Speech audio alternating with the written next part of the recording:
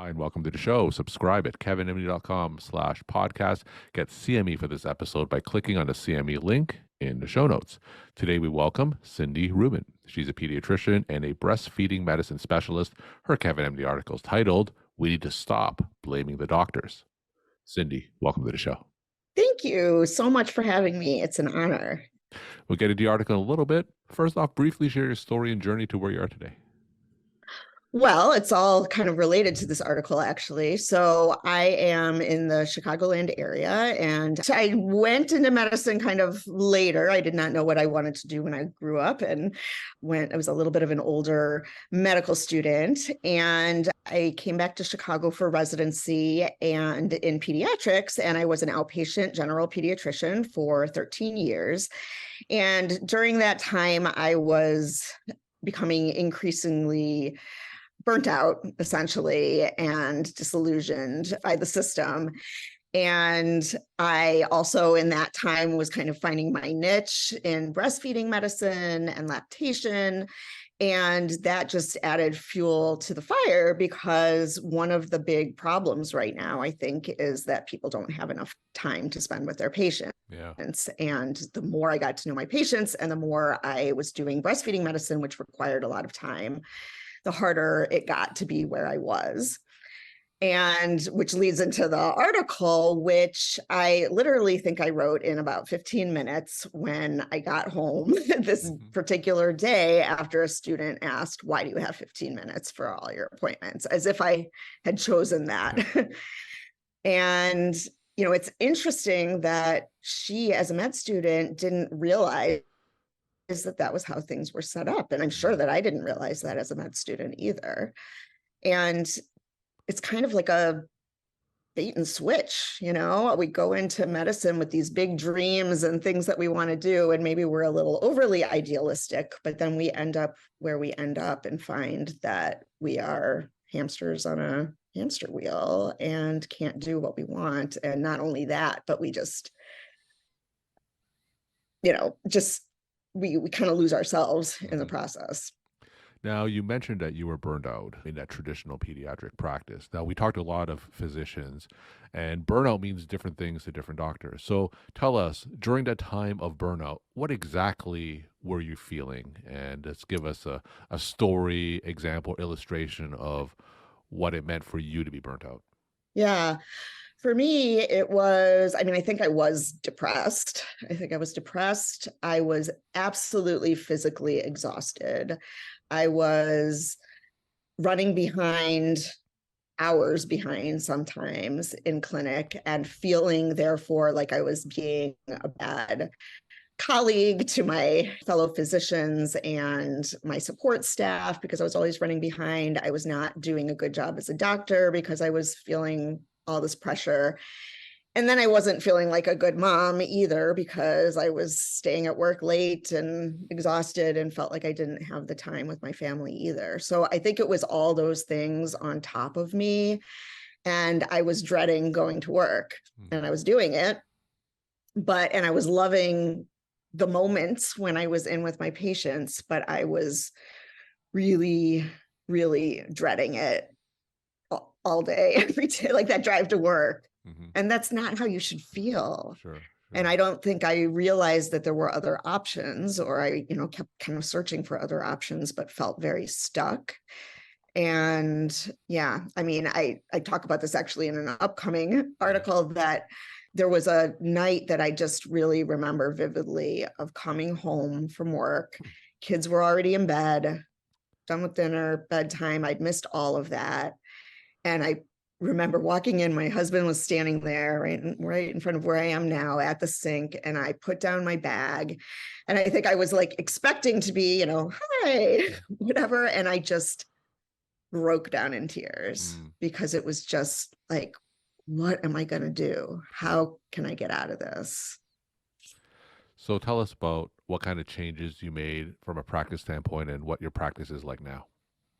So 180 degrees. So shortly actually after that article, I did quit my job, and I decided to open a direct primary care pediatrics practice that provides general pediatrics, but then I also, as I said, had become more and more involved in breastfeeding medicine.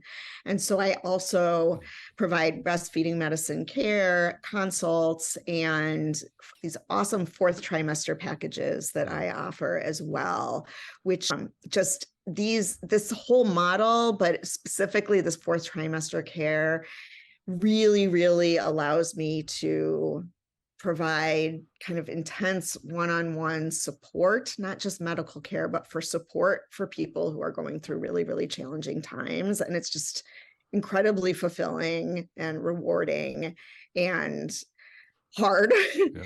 And now I'm a business owner, so that's its whole other, aspect that I'm learning this brand new profession, essentially, of being an entrepreneur. But yeah, I had to get out of the system, I think, to find myself and who I wanted to be within medicine again. All right, let's talk about your Kevin MD article titled, "We Need to Stop Blaming the Doctors." Tell us, how did your article come together? So again, like, it was really like, I start out by saying that it was a med student who asked me, why did you have 15-minute appointments? And I literally, it just made me realize this is crazy, and came home and just, had diarrhea on the paper. I think just everything that was building up. And, I think that a lot, I think what I must have been feeling looking back, and why that title came about, I think, was that I was always running behind, and I was getting blamed for that. And it was Who was blaming you for that? my staff and often patients. I mean, I had patients who would leave without being seen and were very frustrated, understandably so. But I felt like I was becoming the office problem because I was actually taking time with patients that they needed. And that is not, it's just not the right way to practice medicine in my mind. When you said that your staff was blaming you, what exactly did they do? So one of the things I point out, so I had a wonderful MA who I love dearly, and she was looking out for my own good, but she was coming up with ways to get me out of the rooms as quickly as possible. And though I appreciated that, and I know where she was coming from, it was making me feel like something had to be done to change the way I was doing things. And she was right, but it was not, nothing was going to be able to be done within that system and model, because what I needed was more time to be able to do the things that I needed to do. I could not just walk out of the room when I was in the middle of taking care of something that needed to be addressed. So, yeah. Now, if you had to adhere to the every 15 minutes per patient or every 20 minutes per patient or whatever time it was, for you to stay on time, tell us, how would that detract from your relationship with patients? I felt like I was always thinking about how long I had. Like, that was in the back of my head instead of just focusing on what I was doing in the room. But how can I get this done as quickly as possible? And I was just talking to somebody about this, and I remember feeling like I couldn't, I had started out my career always asking, is there anything else I can do for you? Any other questions that you have? And by the end, I didn't ask that anymore, because I didn't want there to be an answer. I couldn't spend any more time, and I didn't want to open up that can of worms. And that doesn't help people feel like they're really being listened to and that their problems are being addressed. So I think what you describe is certainly pervasive in primary care. Yes. I do internal medicine, primary care too, and what you describe is exactly the same situation to what I face as well. Yep. So you talk about some solutions in your piece and potential fixes. So what are some of your ideas? So, I mean, I do think that changing people's mindset is a big thing. So, like, right now, one of the challenges in a direct primary care model is that we are so used to using our insurance. And part of what is forcing us to have these quick appointments is how little we're getting reimbursed. And therefore, for us or hospitals to make any money, we need to see more patients. Plus, there are, so many administrators needed to deal with the billing and the coding and the this, that, and the other thing, that if we made this a more straightforward, transparent system, we could probably cut a lot of that out and ultimately give more to the patients. But it is really, really ingrained in our heads, this insurance system and how we need it and we need to use it. And I am stuck in the same thing where, even though I have this high deductible plan that I'm never going to reach my deductible, I feel like I need to use my insurance and go in network, even though it's not going to help me at all. And instead, I could have just picked a doctor who was going to spend more time, or I had gotten a referral to because they were a really good doctor, but instead I chose this other doctor that was in network. Sure. And so, I think cutting out a lot of that admin, but in order to do that, we have to revamp the entire insurance system. And I have no idea how to do that really. So, short of going to a direct primary care practice to practice medicine the way it should be, is there any way within a traditional system that still employs the vast majority of physicians? Is there any way to fix the current system? Or would you say the only solution is to leave that system and open your own direct primary care practice? Yeah, I think there probably is. I know I did not have the patience and wherewithal at the time to figure that out, but I think there has to be a way to spend additional time. Yeah. And maybe it's not all going to be in person in the room with a patient, but there's a lot of back office stuff that can be done and preparation for appointments and things that support staff can do to make that appointment run more smoothly so that the doctor can really be in there, address what needs to be addressed, and not necessarily, one of the big things with EMR now is that we're clicking all these, check boxes that have nothing to do with good medical care or very little, and sometimes even force us to do things that might be against a patient's best interests. And cutting that sort of stuff out and letting doctors be doctors, but still use insurance. It's just that the insurance should not be able to make all of those rules, I think. The title of your article is Don't Blame the Doctor. Now, do you feel patients have insight in terms of some of the difficulties and struggles that you just articulated in a traditional medical practice? I think people are getting more vocal about it. So because the people are becoming more aware, but I think for the most part, no. And I think that that's what was so frustrating, is I just felt like I was in a kind of trap where nobody realized that this wasn't something I had created. This wasn't. So I don't think that people have any concept of what doctors are really going through, but there are more and more people speaking out. There's a lot of articles on Kevin MD, people talking about the same sort of thing. So I think the word is getting out, but I still haven't really seen any overriding solutions for the system as a whole. Now, I'm sure that your colleagues in that traditional pediatric practice probably had similar stories to what you're describing now, right?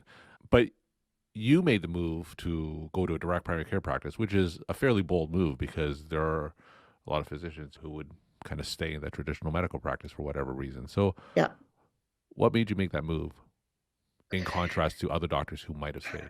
Yeah, I had been introduced to direct primary care initially at a conference that I was at, and I was like, there's no way I'm ever going to do that. I didn't want to be a business person. Still not really sure if I want to be a business person. But everywhere I looked for other solutions, I felt like I was going to end up right back where I started. Sure. And those problems were still going to be there in one way or another.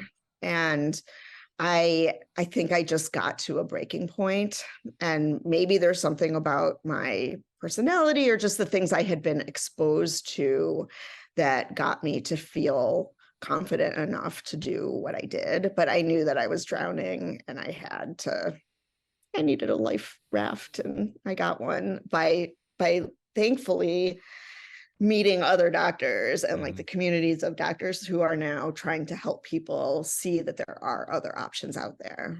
And I want to be one of those people for the other people who are still kind of stuck in the system and looking for a way out. How difficult was that transition from traditional Oh, medicine to direct primary care? hard. And Mm. it has only been about a year and a half Hmm. now, and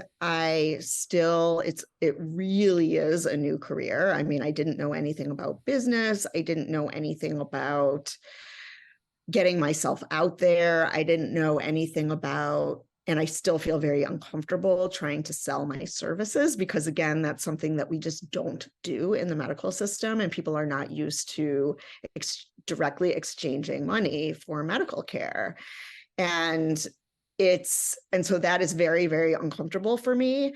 I'm trying to learn more and more that the only way for me to continue providing this good care is that I need to get paid to do Hmm. it, to be able to serve more people. And I need to remind myself that. But it's hard. It's a whole mindset shift. And it's still, I did this partially for my own professional fulfillment, but also to be able to be there more for my family. And I did not realize how much having a new business was really like having a newborn. Sure. And I'm not quite as present for my family as I had hoped to be. And I hope that once I get, kind of further in and get more systems in place, that will get better. But there's definitely things that I did not realize I was jumping into. But maybe that helped me to make the jump because I Sure. was a Sure. little naive. If you had the And opportunity to make that jump again, would you do it again? yes, Yeah. 1,000 times, yes. Yes. We're talking to Cindy Rubin. She's a pediatrician and breastfeeding medicine specialist. Her Kevin MD article is titled, "We Need to Stop Blaming the Doctors." Cindy, tell us some of your take home messages that you want to leave with the Kevin MD audience. So you're never stuck. You're never stuck. Even in medicine, where we typically kind of follow a straight line, there are other options. And there are, I'm sure, ways of making it work within the system too. So it doesn't have to be as drastic Hmm. as, quitting your job and becoming a DPC doctor. There's also direct specialty care, by the way. Yep. But yes, reach out to other people that you see who have done something differently and just learn from them and just know that you are not stuck. And there are other ways of doing things that, I'm sure that there are a million other ways that haven't even been done yet, but you're not alone in feeling the way you feel if you feel stuck. And kudos to you if you don't feel stuck and you've found a really good situation for yourself. Spread that word too. Hmm. If you're in a good situation, get more people to be in that situation so that the bad kind of stuff, that they will learn how to do things in a better way. Cindy, thank you so much for sharing your story time and insight. And thanks again for being on the show. Thank you so much for having me.